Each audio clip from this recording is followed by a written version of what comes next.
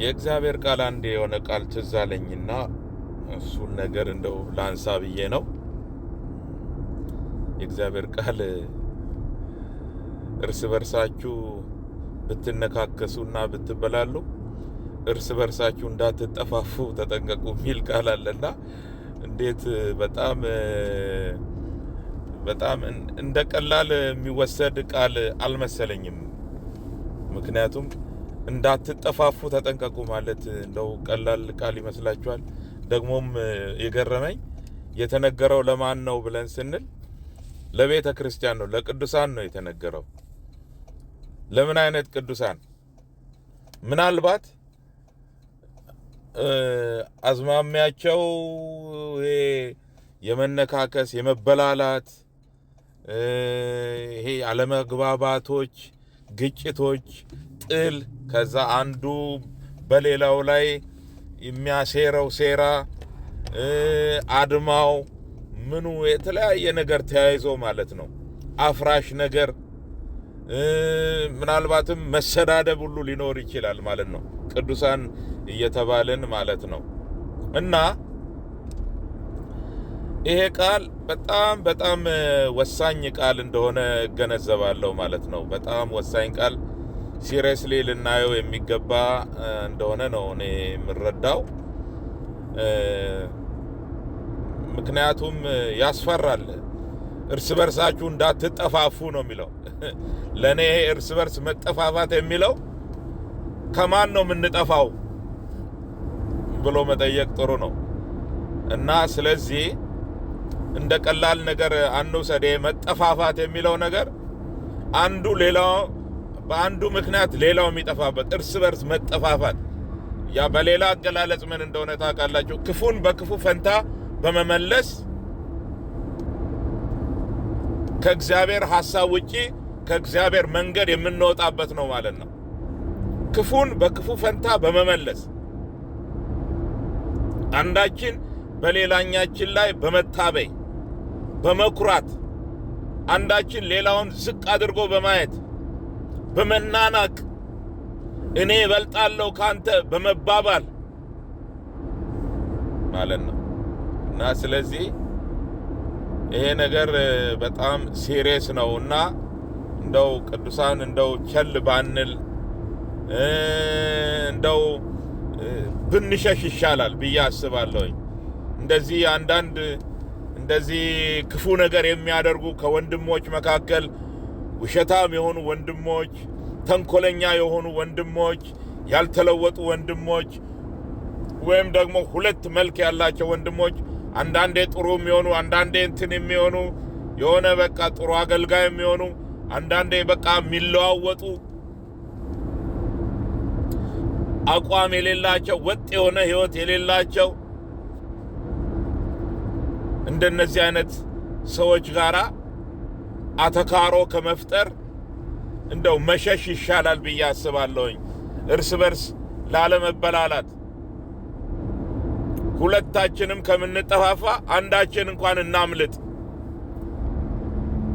ብቻል ክፉ በሚያደርገው ሰው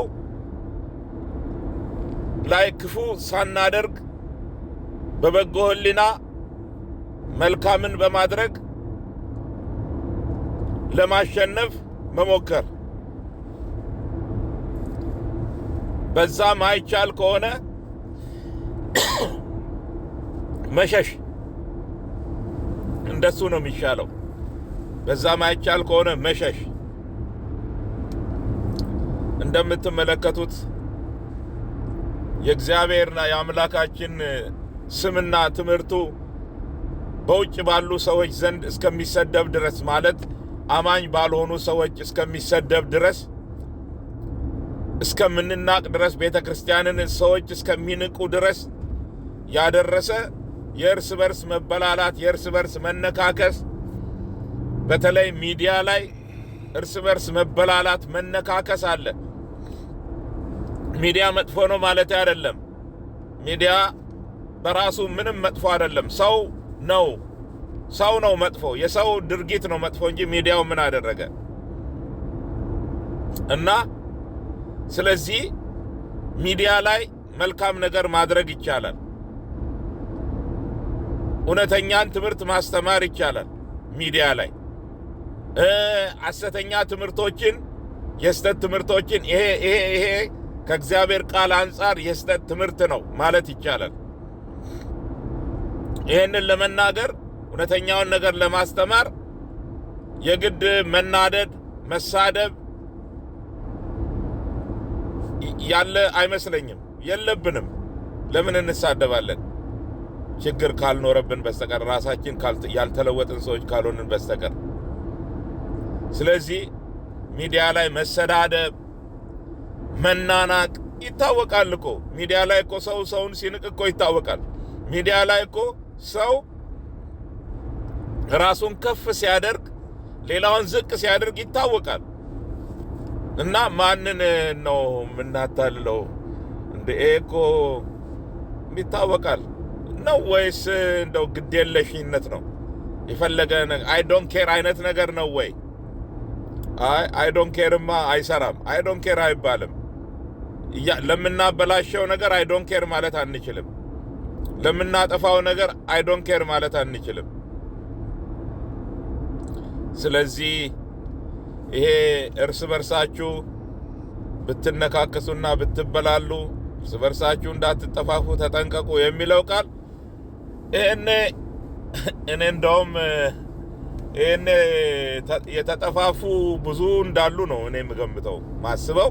ምክንያቱም ነገሮችን ሲያስተካክሉ ስለማታዩ ሁሌ ሲናቆሩና ሲበላሉ ሲነካከሱ ስለምናይ ምንም ለውጥ ስለሌለ በንስሐ ተመልሶ ሲታረቁ ምን ሲሉ ስለማታዩ ወይ አንዱ ሲሸሽ ስለማታዩ አንዱ ክፉ ሲናገር ሌላው ክፉ ሲመልስ ስለምናይ ታዲያ ይሄ መጠፋፋት ከዚህ ውጭ ምን አለ? እና ተጠፋፍተን እያለን አለን እንላለን ማለት ነው። በጌታ አለን እንላለን ይሆናል እንዴ? ኦልሬዲ እኮ ተጠፋፍተናል። ምክንያቱም አለመጠፋፋታችንን የሚያረጋግጥ እርምጃ አልወሰድንማ።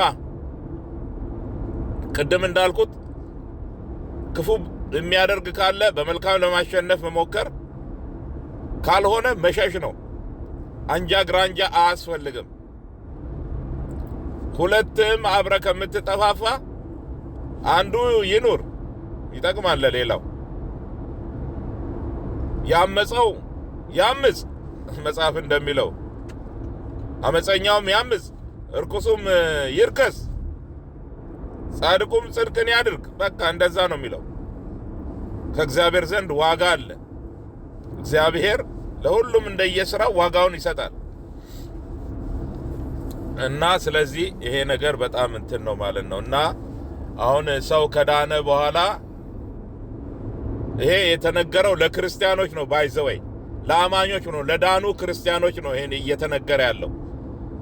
ለምን እንዲህ አይነት እንትኖች ስለሚኖሩ ነው። አጋጣሚዎች ይኖራሉ። እርስ በርስ የመበላላት የመነካከስ ነገር ስላለ ነው። በማዘን በአማኞች ዘንድ አማኞች ማለት የዳኑ ማለት ነው። እናስ እነዚህ የዳኑ አማኞች ናቸው። እርስ በርስ የሚበላሉ የሚነካከሱ ከሆነ ይጠፋፋሉ። ባጭር ቃል አይ አማኞች ከሆኑ የዳኑ ከሆኑ እርስ በርስ አይበላሉም፣ አይነካከሱም። እርስ በርስ የተበላላና የተነካከሰ መጀመሪያውኑ ስላልዳነ ነው የሚለው ፍልስፍና አጋንንታዊ የሰው ትምህርት ነው፣ የሰው ፍልስፍና ነው። አይሰራም። እስከ መጨረሻ የሚጸና ነው ሚድነው ተብሎ የተጻፈው መጽሐፍ ቅዱሳችን እንደሚናገረው የእግዚአብሔርን ፈቃድ አድርጋችሁ የተስፋውን ቃል እንድታገኙ መጽናት ያስፈልጋችኋል ተብሎ ተጽፏልና። ስለዚህ ራሳችንን አናታልል፣ እንታቀብ፣ እንታረም ለማለት ፈልጌ ነው። እግዚአብሔር ይባርካችሁ።